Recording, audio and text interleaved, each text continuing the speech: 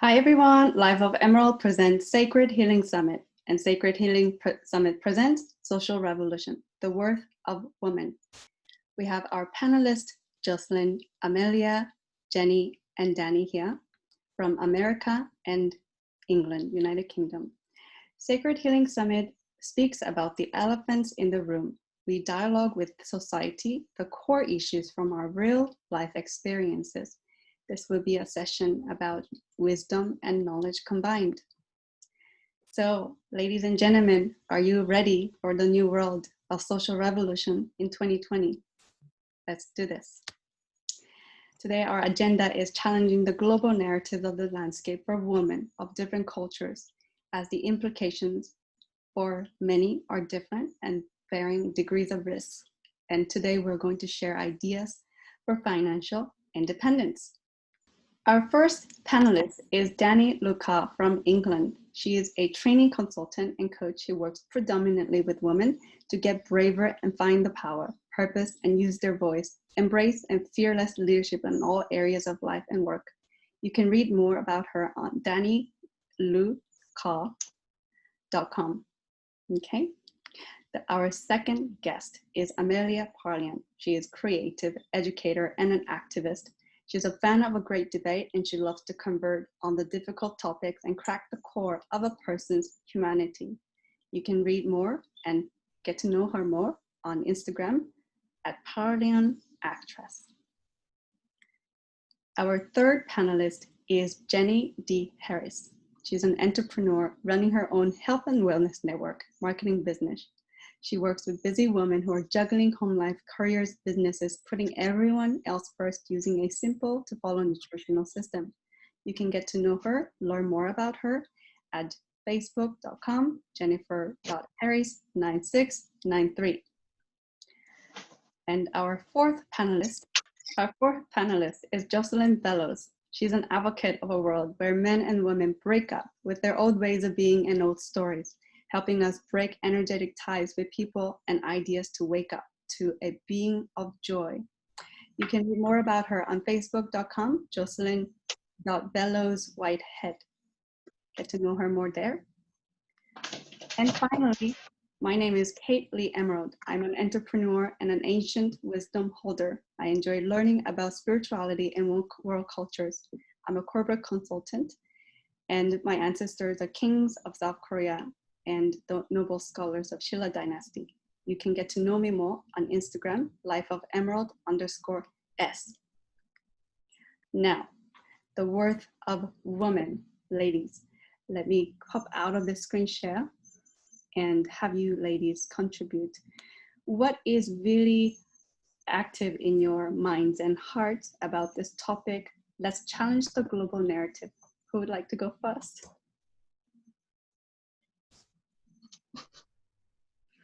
I will. What's foremost in my mind around this is that the worth of women still gets very screwed over by the narrative that is given to us in the world at large. And we are still cast in these roles, these stereotypical roles and these archetypal roles that don't always serve us. And we need to raise consciousness and awareness and be able to have the courage to have those conversations and call that stuff out if we're going to move out of that and work much more in a balanced way, i.e. male-female. Can I say something? So my feeling around that, that immediately springs to mind, is that women have to be given the tools to have the confidence to actually challenge it, because we have to do that. But courage comes before confidence. So we have to have the courage to actually have those conversations and call out those narratives, because it's not easy. If it was easy, we would all do it. But I think if we collaborate and we have people with us, women around us with the same mindset who want to support us, then in that way, that is how we're going to bring about change. We can't do it on our own. We can have wars and battles by ourselves, but we definitely, in order to evoke that change, we have to come together, link arms, and change that narrative ourselves. I'd like to jump in on but something that Jenny said that really sparked me. You started with having the tools, and you brought this beautiful thing into light about having the courage. Courage is first and foremost. And I'm going to put this in the context of men versus men and women. If you're applying for a new role, or a position where you may or may not have the actual expertise or background, men traditionally will go for it full on, talk about the courage. They may or may not actually qualified in the contextual way. Women conditionally will not. So again, I'm going to bounce off of that courage pieces. I want to break that narrative of saying just to like, you don't have to have it all. What you have to have is belief. The belief. Let's change the belief system. The belief that you have the ability to do it. You will figure it out. We run households. We run businesses. We are CEOs in our homes every single day. When we break out of the home environment, we forget that we can be CEOs of our life. So encourage and capture that. Absolutely. And I'll tell a story around that. So my background is in policing, and we used to have different roles come out all of the time. And this was before I became the person I am now. They would send out a list, the job title and the description, and they would have a list of qualities. And I would look at it and go, tick, tick, tick, tick. Oh, I don't have that one. Oh no, I'm not applying. And then somebody else, a man, would look at it and go, I've got that one. I don't know. I said, oh, I'm applying for it anyway. So that just absolutely confirms what you've just said. And what I learned along the way in my life is that you don't have to have it all. All the boxes don't have to be ticked. You can literally just figure it out. Don't worry about the how. Don't worry about that. Just do it. Take that step, take that action, and you'll work it out. It will come to play. But you've got to have, though, and springboarding on what Danny's just said, is that the courage, JOCELYN, is the belief, again, I guess, comes before the courage and then the confidence. So we kind of got that little journey going on. Yeah, I totally agree. In my industry, we have a thing called fake it till you make it. And I think that it's a quality that a lot of us as women should probably use more of in our life, because as JOCELYN said, we run homes, we run our friendship groups, we can organize a party like nobody's business. We have all of these qualities in us. We are mums. I think there's a study, it was a few years back, and they put out a job and they listed all the things that you would need as they wanted for a CEO. And a lot of people were like, who would do this? And they were like, mothers. Mothers do all of these things and don't get paid a monetary value. So if we can do all of these things as mothers, there is absolutely no reason why we can't go into the real world and to the corporate world and the business world and put all of these attributes. And it's been proven, female CEOs run way more successful companies, scientifically, monetary value wise. But also something that came to mind is awareness. We have to have the awareness, and this is why I say representation is key. We have to see more and more women actually standing up and taking these roles. Women police officers, women who are running their own companies, women who are being CEOs of their own lives.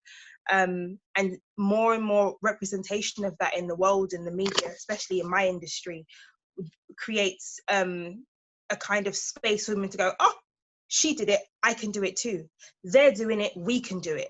And then we have the whole community building and the courage that comes with that. And I think all of those things, community is so important. And I think we're just now as women getting to that place where we can be in communities without there being competition.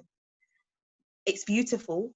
It's taken us a while, but we're finally getting there. But yeah.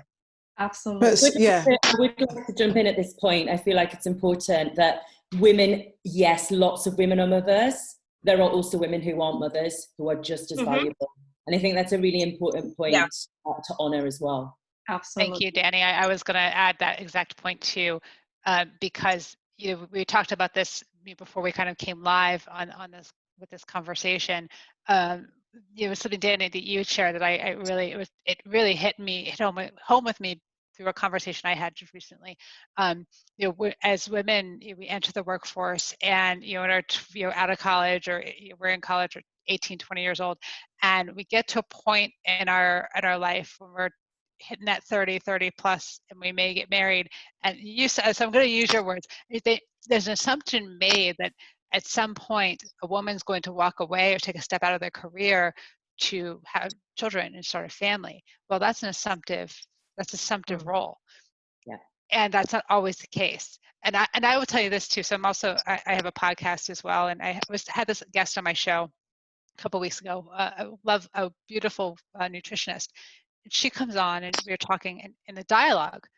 She brought this story up. Someone had asked her, what was it like to be married to a doctor? Right? Her answer, ask my husband. Nice. Right? Hit me. So we do it ourselves. Yeah. How do we? So I'm curious how we break our own habits of that. Yeah, it's the courage. Can I just springboard on that as well, because I can share a story around that exact thing. So I was 22 years old when I joined the police, and we used to have assessments at 3-month periods, so 9-month, 15-month, that type of thing. And I went for my 15-month assessment with my superintendent. So he was a few ranks above me. And I'd been doing very well. I was working really hard. I'd already planned and decided that I wanted a career in policing. And his first answer to me was, okay, you've got to 15 months. When are you getting married? When are you going to have kids? I was 22 years old. And I looked at him, and I looked him dead in the eye. And I said, would you say that if I was a man? Exactly. You wouldn't ask me that if I was a man. So why are you asking me? And I was so aggravated by that whole thing. Yes, there weren't very many women in policing when I joined, but when I sat there in front of him, more than capable, more than competent, and for him to say that to me, I was really incensed. But moving on from that, I met my husband while I was a police officer. And I did outrank him. And people would come in and say, can I speak to Sergeant Harris? And look at my husband. And I go, but actually, that's me. Mm-hmm. So it was the workplace and the way people think. And even women, we do it to each other. And it's time that we stopped it. We talk about men having this negative narrative around us. Women do it too. And it's vitally important. And I think Amelia you touched on it in terms of we're waking up now. And it's, instead of seeing women as competitors, we should definitely start collaborating, because we are stronger when we collaborate and stop seeing women as competitors, because they're not. They're not competing with you. There is enough for every single one of us. We don't have to compete with each other. We can move mountains when we work together. I want to just touch on one last thing. I know you want to wrap up in this piece, but I want to touch on something Jenny just shared about this, that we're not competitors, that we can actually lift each other in community. So here's this piece that we have as women that I think we can touch into far more diligently than men can, or more easily, is our feelings, right? So just imagine what that feels like when you help somebody else, and how good that feels, versus I want to knock this person off the ladder to take their spot. How to acknowledge, take a moment to acknowledge what those feelings and how different they are, and what feels better to you. And what feels better to you is actually going to open up new opportunities and new space. Absolutely. The feeling is the guiding post. We can check in with how we feel. Do we feel ethically good about this action that I'm about to perform, or do I not feel good about this action that I'm about to perform? And that could be the decision maker. And ladies, you guys are diverging and pouring a lot of wisdom and insights here, I would like to sync our audience and ladies, you guys, with a 1-minute meditation.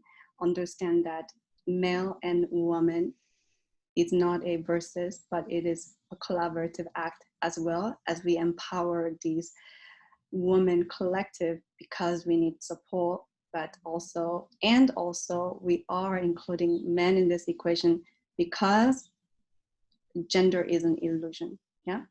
Could we take a moment and close our eyes and join me in 1-minute meditation? Settle into your body and put your attention into your heart and envision a emerald green light there, and enjoy the healing effect of this imaginary jewelry in your heart.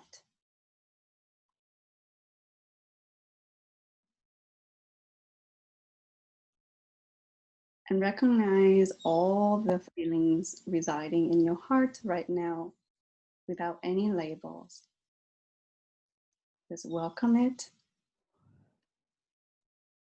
and nurture it.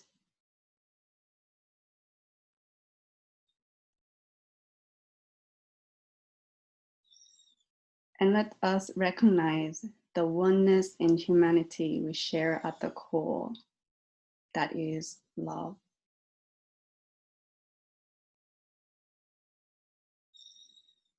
As we speak up for what is just and what is sustainable for women in the world, let us remind ourselves to honor our men as well. When you're ready, let's take a deep breath in and exhale, and please feel free to open our eyes, and let's get right into it. Okay, ladies, I'm going to ask some challenging questions here on, okay? Why on earth is there a pay gap?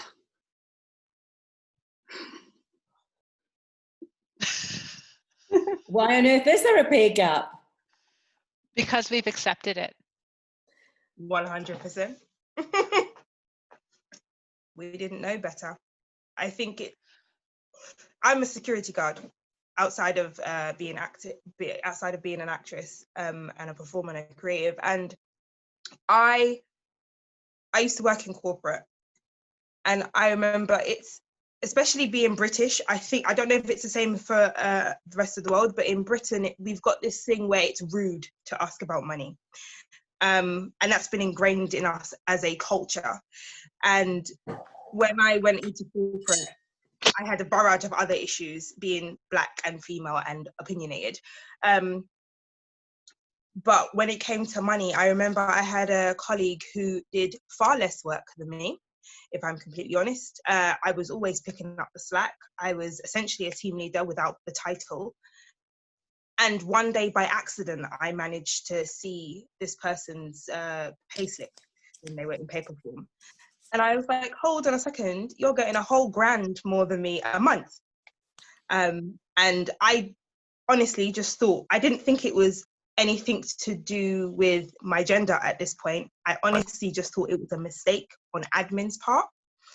So I went and I said, oh, do you realize this is your payslip, or you're getting X amount of money? And his response was, yeah. And I was like, oh, mine is less. And he's like, yeah. And I was like, but we do the same job and the same things. I technically do more, but I'm not complaining at this point. He's like, and he used explicitives at this point because he was that person. He goes, yes, because I've got a penis. And I was like, and he made a joke of it. And I was like, that's not funny. He goes, that's the way it is. And it was so normalized, and it kind of took me by surprise. And then I started talking to the other people in the office, and this is just normal. And that's the first time it kind of, yeah, it's the first time it made me really go, how is this just normal? And I think it was Danny that said it. We have just accepted it. And we're now at a point where we're calling it out and we're getting more active and questioning. I think the BBC, was it last year or the year before, got pulled up on it, with the vast, like, thousands and thousands per year. But I think on average,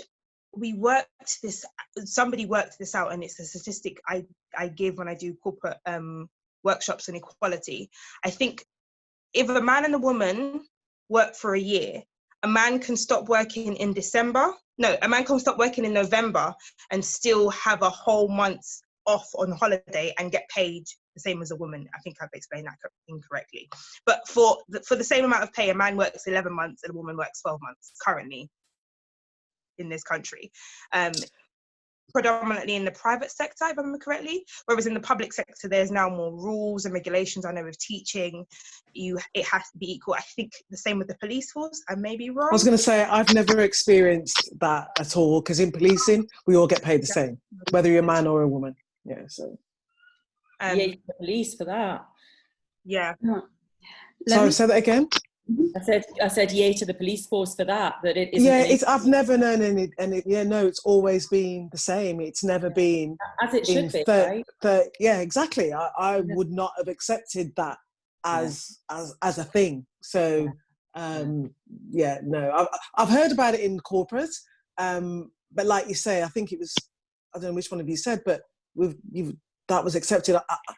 I don't think that would be something that I would accept. So I've got to be honest. It wouldn't work for me. Yeah. Like, it's so good, isn't it? I think, as Amelia said, like, you only came across in your example, you wouldn't have known. It was only because you came across the pay slip. And I do think, Kate, you asked me to call out what I feel is the unconscious narrative, or the buried narrative, particularly on this. So here's my theory, and I want to talk about numbers.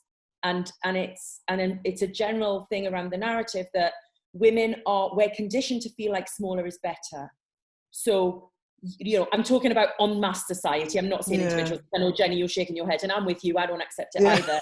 But generally, right, this is the general narrative. And I have a great man who doesn't accept this, and I have great people in my world who don't accept this. So it's definitely not everybody. But, the smaller our dress size, the lighter we are, the younger we are. Therefore, is it also the less we get paid? Because I know a lot of women who are apologetic about what they earn, or they don't want to talk about it. And that's the problem, right? That's the stuff we've got to unpick. It's messy, it's ugly, it's not nice to look at, but it's really important. Why can't we be bigger and earn more and be older? What is this number thing? I think this plays into some of the unconscious narrative. Well, very well. Let's give ourselves permission to become as big, or in terms of energy, or in terms of our self-worth, expecting the same as men, because we're all human rights. Let's give ourselves that permission right now. And JOCELYN, do you have anything to add before we go to the second? Yeah, I did want to add a couple of things. I don't know, so I'm in the US, and there's a book that came out a couple of years ago. I'm sure it's international at this point. It's called Girl, Stop Apologizing by Rachel Harris. If y'all have not read it or not come across it, I think the title speaks volumes. To bounce off what Danny just said, is we have been conditioned, generationally, that smaller is better, and being apologetic rather than just saying what you need to say, step into it, like own the fact that you want to be successful, own it, don't apologize. What are you apologizing for? Why are you sorry that you desire a pay level, you desire certain aspects of your life to be as full and vibrant and joyful and abundant? Own it.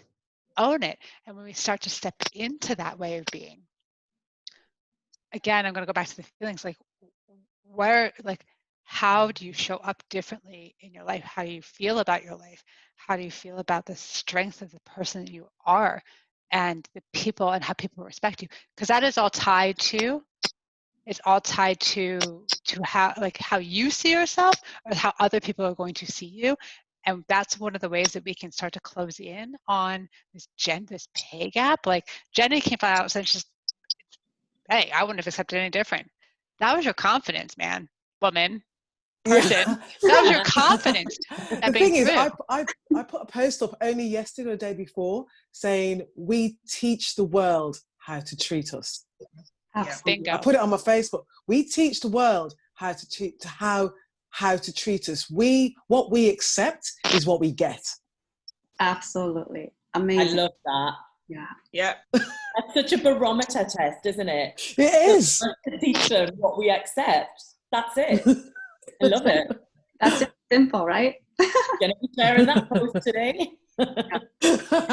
Share away, take it, do whatever you want, because it's so important. Because, you know, I live in a house full of men, okay? Even my dog is a man. So I grew up with men, I've worked with men.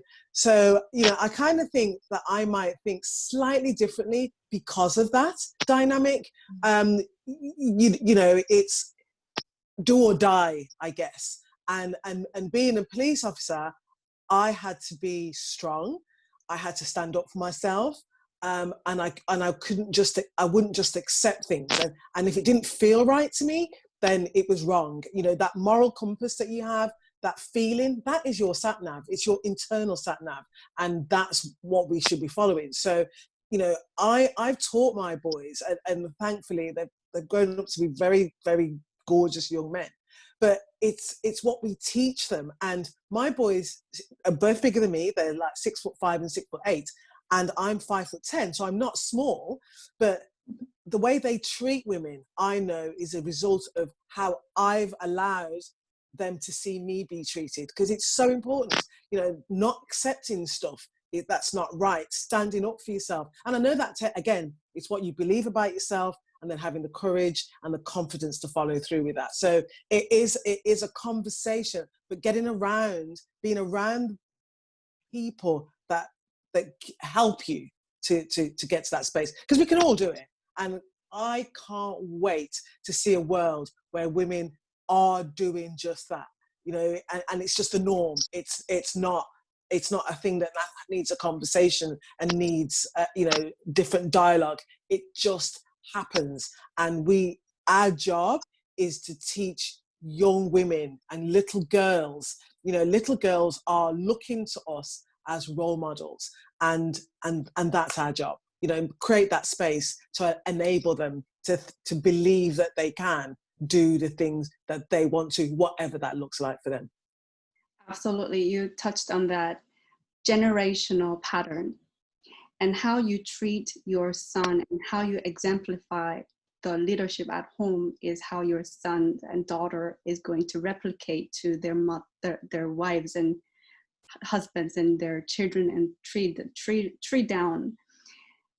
And as you are explaining, Jenny, I was able to picture a strong, healthy tree rooting in your family, starting with you and starting with your next generation. And I want to open up our next question for all of us to answer this question. What are some of the risks involved in your specific community towards women? And what was the life experience that you inherited that now you become aware of, breaking the cycle so that we can become, we can relate to men healthily as a woman who are empowered in ourselves? I'll go first on this one. So I've been doing a lot of ancestral work these last few, I'd say ancestral work specifically last 6-7 months, personal development and personal growth stuff for about 7-ish years now.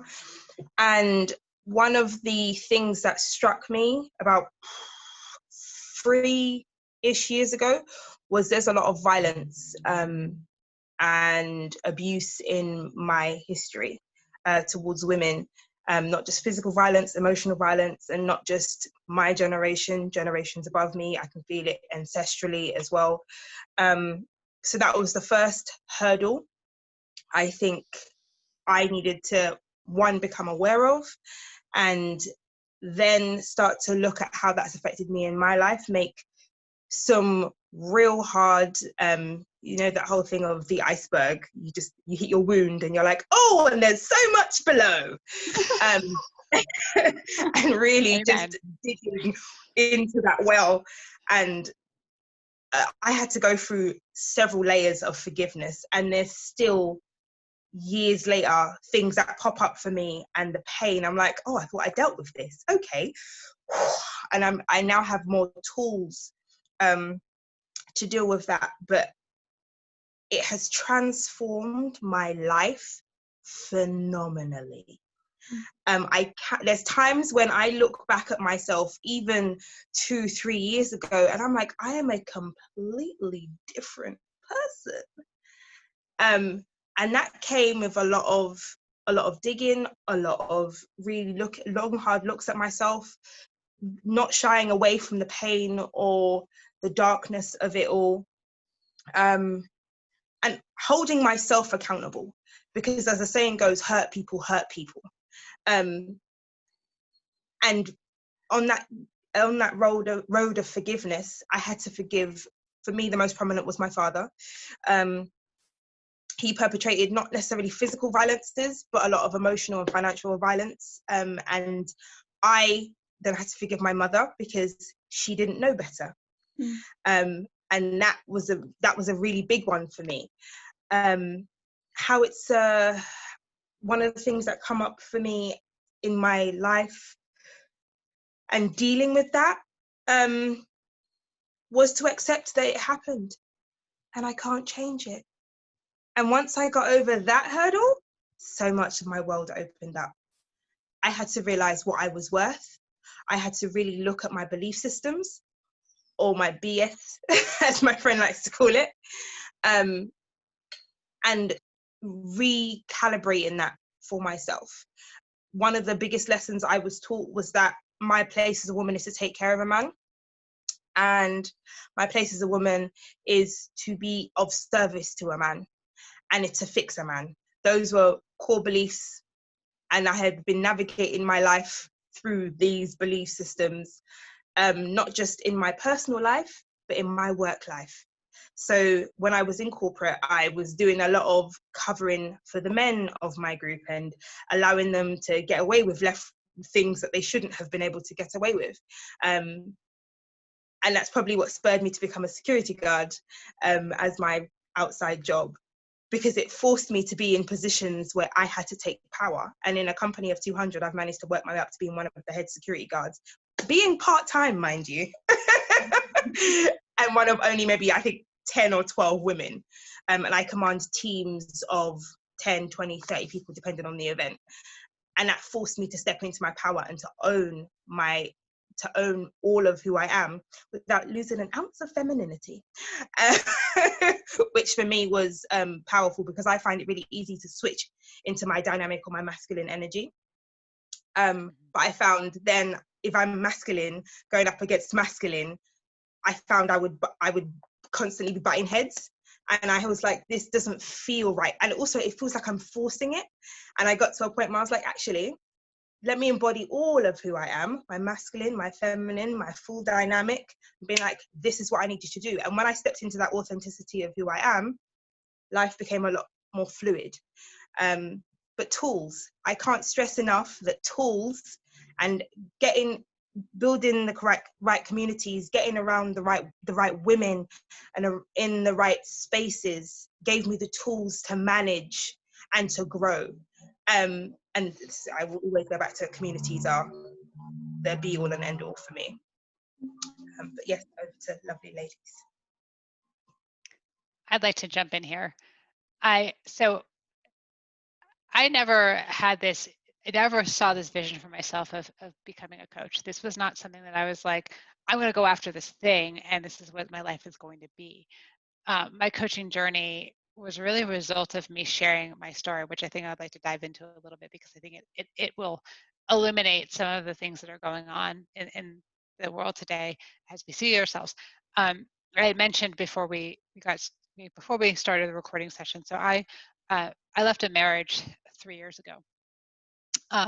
If you were to look at me 3 years ago, everything outside looked really wonderful, right? I was married. We owned a couple of businesses together. We had a young child who was very healthy.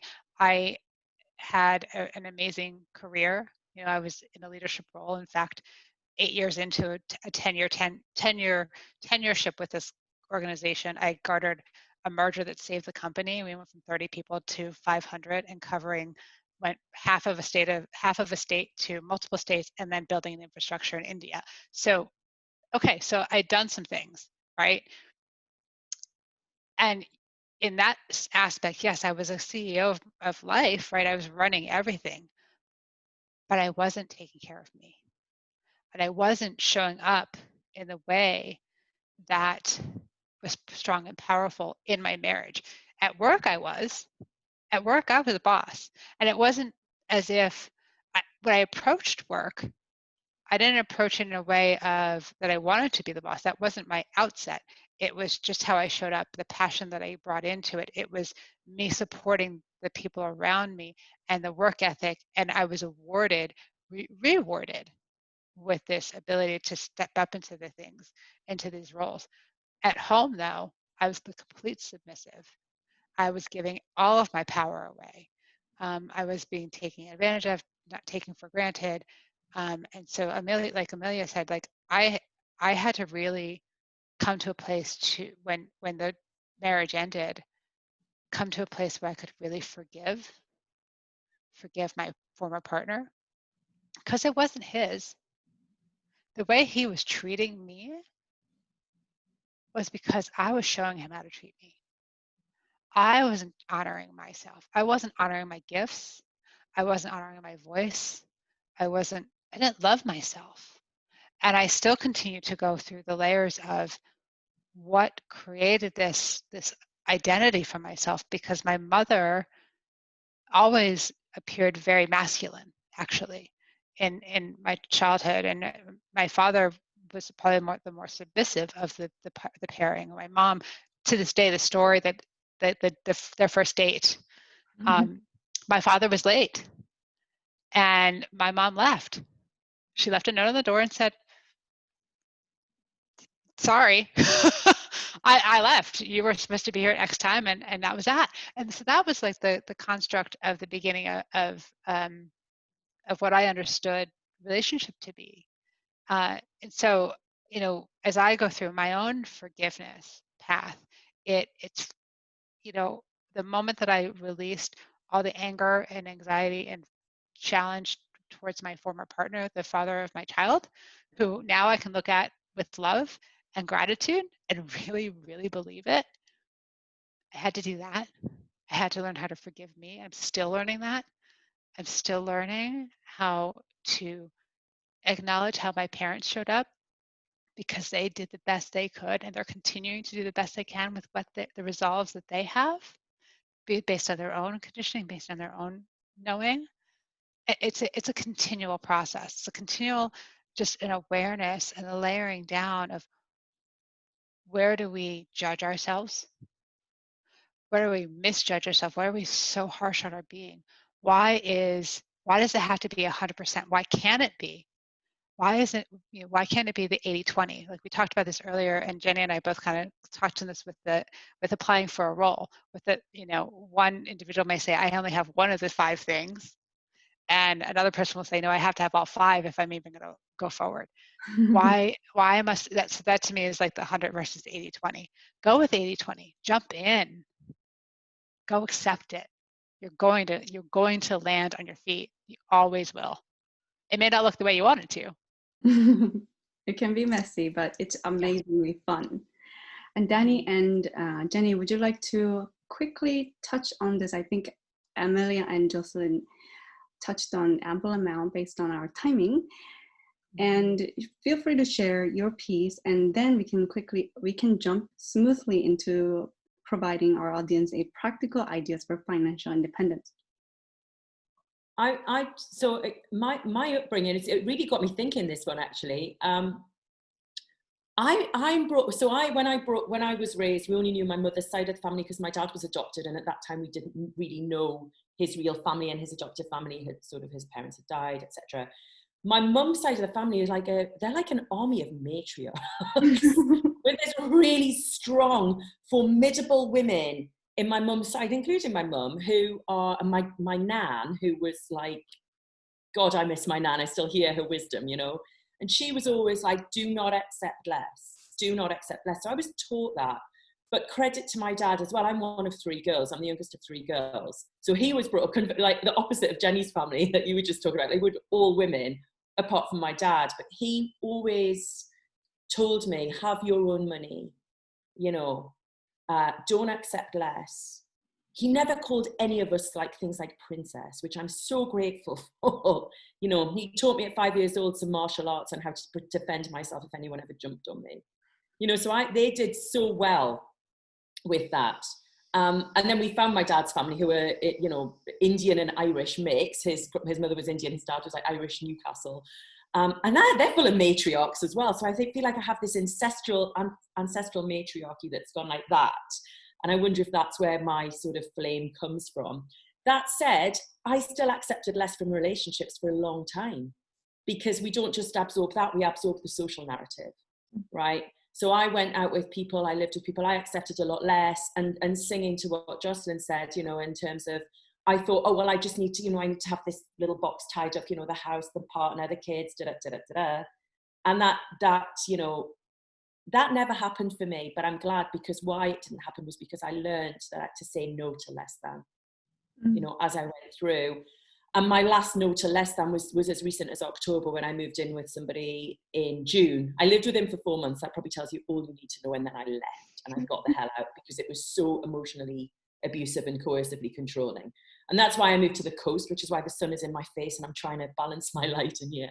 But that was my last no. And I think that's the important thing, is you have to continually make sure that you're saying no to less than. No is very healthy. Mm-hmm. Yeah. But we find it hard because we think it's going to go into conflict or combat. And sometimes it can, but actually, and this ties in with what all the other women have been talking about, including yourself, Kate, which is, you know, honoring yourself first and foremost. The no is about saying, that's not, that I don't accept that level. I don't accept that money. I don't accept that treatment. And that is so important. And it ties into, I know what Jenny was talking about, which is like honoring yourself first and foremost, then you can honor other people. So I guess that's where I'm at with all of that. Jenny is in pensive mode. I am, because I'm very conscious of the time. So the ladies have all touched on some great points. So let's just move on and keep things moving. Sure. Yeah, so let's contribute our ideas for our audience we can implement. How to become financial independent in amidst of all our collective narrative. Start by saying, no, I deserve better than this. No, I deserve as equal amount of money pay as you and all of us. Claiming that power. But now, when we're jumping off the cliff, we need tools. And we need tools, ideas, and applicable ideas that proven to bring in financial independence. So, ladies, Jenny, you could start first. How do you advise other women trying to get on their 2 feet? What is the financial advice you would give them? Wow, that's a great question. Oh my gosh. So, I mean, it depends on where that woman is, where she is at that particular time and that point of her life. Because if she's, so I keep going about my background in policing, only because I did it for more than half my life. You know, we would, and I've listened very intently to what the other ladies were saying in terms of domestic abuse and financial abuse and that type of thing. So if she's coming from that space, it's very challenging for women to know their worth. So there's a lot of work around that needs to happen first before they become financially independent. But if you're just talking about somebody who is in a role already and they're not being paid what they think they're worth, that is a different conversation. So just explain to me exactly what you mean, because there's from one extreme to the other, as what you mean with that question. Yeah, feel free to speak to your demographic and your life experiences. Oh, okay. So what I currently do now with my business is that I have got huge goals, a bit like you. I've got huge goals in terms of helping women to become financially independent. At the end of the day, like I've already said, that we allow people to treat us, we show them how to treat us. And if we have self-worth for ourselves, then we can do so much more with, in terms of how we attract money to ourselves and how we grow our own financial worth.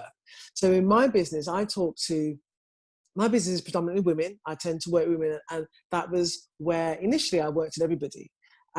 So I was, I had that kind of pray and spray attitude. Let's just talk to everybody. Everybody wants extra money. Everybody wants to, earn a side hustle. But now I talk to women who are, got to this point where they're kind of like, what now? Where I'm here, I've arrived here. And they've usually arrived in a position.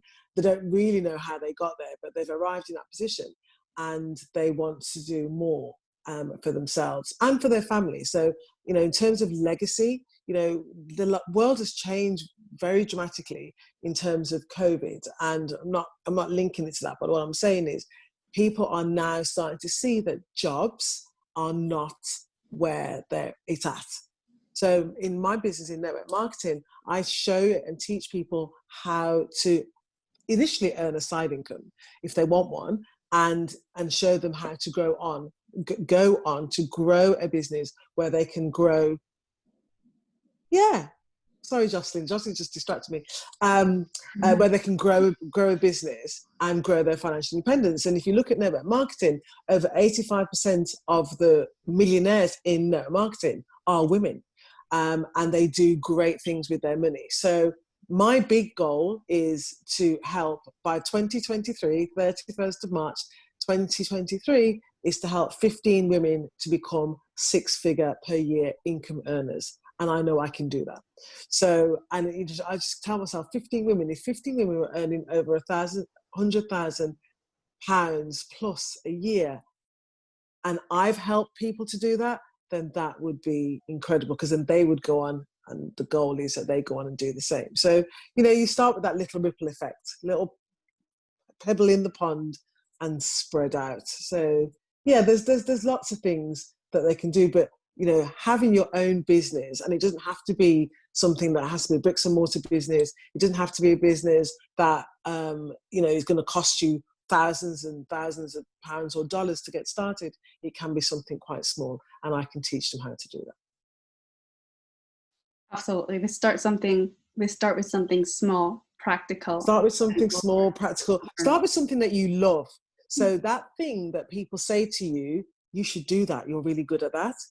Always explore that, because that could be your superpower. That could be the thing that brings you joy, that you like doing. And, I listening to what JOCELYN says, when she didn't start out wanting to be a coach, that has evolved as a result of where she was at. And she knew from what she was going through that there'd be loads of other women, people like her, and she can help. And that is how her business has evolved. So we can start with something small, and always check the water though. Just because you think it's amazing, if people don't want it, that's not a business. But if it's something that you absolutely love, and you can feel it to your core, and you're good at it, do that. Mm-hmm. Yeah. I'd like to jump in, if I may. This will be a very short, so that so everyone has a opportunity to chime into this. So this is something that I want to put this as a very blanket foundational piece as a woman is looking to explore and expand herself. So one of the things I start with all of my clients, both in private client sessions as well as workshops, is defining your values. And I'll try to synthesize it really quickly. So all of us probably, I think it's very evident to me that each one of you already have your value systems pretty firmly in place. Perhaps you've taken that time to actually write them down. Perhaps you haven't, but you act in alignment with those values. Many of us actually have never really taken the time to really sit down and say, what are my values? So the exercise can be very simple. So if you don't know yourself what your values are, and you struggle to identify what those are, sometimes where I start is actually having someone look external. Write down the top 5 people that you most admire, whether they're people that you know, people that are still here, people that have passed, celebrities, doesn't matter. People that you, every time you see their stuff pop up or you think about them, you just like want more, write those people down. Then write down why you're so attracted to these people. I guarantee you, what you'll start to see is a pattern. You'll see words pop up 3 or 4 times over. Circle those. Those are your values. Write those values down. Top 5, actually write down top 10. Rank them to the top 5, and then define them for you. Not the Webster's Dictionary, not what someone else has told you what they mean. What do they mean to you? Now that's yours. Write it down, put it somewhere you see it every day. Start to really imbibe it. Realize it's probably already how you've been living. And that helps to define when you get to say yes and when you get to say no. And that's where you start to realize where your self-worth really is. And when you build that, you keep going. And when you get really good at saying no, and you're really good at saying yes, that's where there's new opportunities and there's new people and there's new ways of being are becoming yours. Mm-hmm. I love that. Can I jump in at that point? And this is almost a build on what JOCELYN said, which is, as well as the values, which I think is such a beautiful piece of advice and so practical, boundaries, which is what do I accept and what do I not accept, is another really important thing to define. And as JOCELYN's illustrated or talked about, sorry, like yes, no, you know, line them up. Be congruent with oneself. It doesn't matter what anyone else thinks. We're not looking for that external validation about how we are, how we look, how we behave. We're looking for, is that congruent with ourselves? And if it is, great, go for it. And the second piece of advice I would say is learn about finance and investment. Don't be intimidated by that stuff. Learn about it, like read about it. We are, as a society, and men are as much part of the victim of this as women are, I think, which is this systemic infantilization of humans around finance. Like we're made to fear it and be scared of it and, you know, be grateful for it. And actually, if you learn about it, it's just information. It's just numbers. Learn about it. And then you get the information and then you get to match your self-worth and all of the stuff that means along with finance. And then it balances. Then you can pretty much do anything. I would say, you know, knock the fairy tale, you know, where's my knight? Who's going to rescue me? Like, be your own knight, put the armor on, pick up the sword, you know, you can do it, totally. I like that. The infantilizing, that's a key word that we need to call it out, because it's so horrible. Yeah, right, we do it and we don't know why we do it, and we do it and we don't know why things don't work out, right? And we're swimming under this systematic narrative. Thanks for calling that out. JOCELYN, thank you for providing the practical guidance how to redefine our value system so that we can energetically and mindfully bring in the wealth that we deserve. And Jenny, thanks for sharing about your industry and the policing. It's really brilliant to hear that you receive an equal pay all across the board. And okay, Jenny, thank you for challenging our showing us the narrative that there is an equal pay in the workplace in your domain. And Amelia, would you like to chime in? What is one practical independent idea you can provide our audience? Oh, I think the lovely ladies touched on it. I have been guilty for a lot of my life. I did the whole fantasizing of my knight in shining armor. And then when I finally found him, I was like, no, I don't feel comfortable in this. I need to make my own stuff. So yeah, that was it. And I think if it had been many years ago before I started working on myself, I would have gone, this is uncomfortable, but I'm not going to say anything because I'm not supposed to make noise. And now I'm like, no, I don't like this. And I'm going to go and do my own stuff. And I am super blessed. I have a partner who is completely my balance. We are each other's yin and yang. And I am so blessed to have him. And he's blessed to have me. Bingo. And I got to that point where I was like, no, this is where I want to be. It reached a point where we were in synergy. We weren't codependent. And I've spent a lot of my time in relationships being codependent. So yes, have your own money. I think Danny's parents said it. My mom used to say that to me as well. Always go on a date with money, more than enough to pay for you, him, and your cab home. Do something that you love.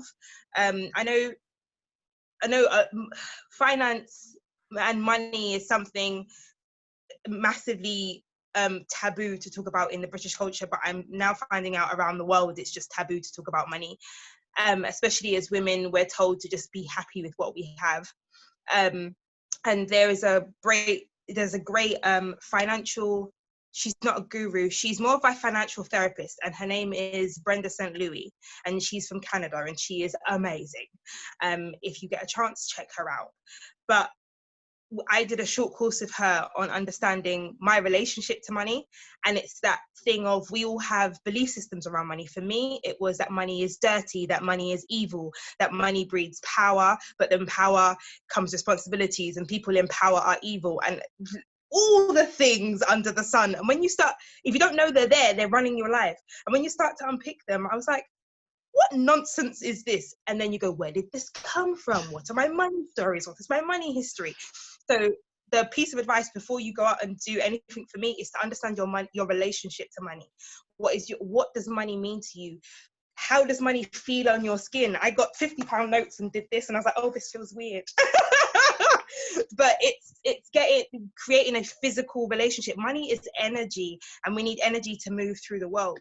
But money, I realized just randomly, I took and I really looked at money, and I held it, and I was like, money is artistically beautiful. So for me, the phrase that came for me intuitively was, money is beautiful pieces of art that I want to collect. And when I got to that point, I was like, I want all the money in the world. And I'm going to do great things with it. I'm going to share this art. I'm going to invest this art. I'm going to use this art to help people, inspire people. And then hopefully they will go out and inspire other people.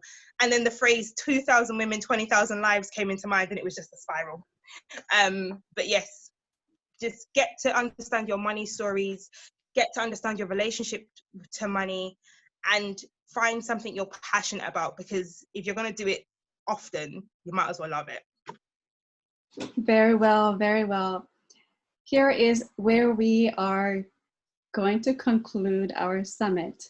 I think we have so much wealth already in our wisdom and our narrative as we challenge this global narrative about money, relationship to women, all the things that we were told we are, our self-worth. And by first focusing on this does not work anymore. JOCELYN mentioned you had everything from a perspective of outsider, but you felt empty inside.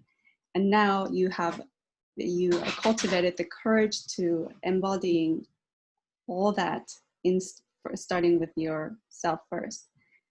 And Amelia, you mentioned about loving the artwork of money, and money is an energy. Let's really embrace bringing that in more to ourselves. And Danny, you are really good at calling out the BS in the society about the narrative, the infantilizing word I heard very clearly also about the narrative we were told to subscribe. And we're saying no more. And no is healthy, absolutely healthy. And Jenny, you mentioned about the balance and the equality amongst your police department as you embody the role model, even within your system. That is very hopeful and I would say cheerful, but also hopeful. I say hopeful. Yeah, enlivening. As we move through the day today, I hope we center and continue to remind ourselves the small things that we're grateful for, we already have. So that's it from us. Thanks everyone for your contribution. You can reach us at facebook.com/Sacred Healing Summit. And feel free to reach out to our panelists individually. They can help you. If you resonate with them, please, this is your coach, this is your guide. We aim to empower women one person at a time, eventually reaching 1 million viewers by 2021. Your contribution is valuable. Thank you, ladies. See you later.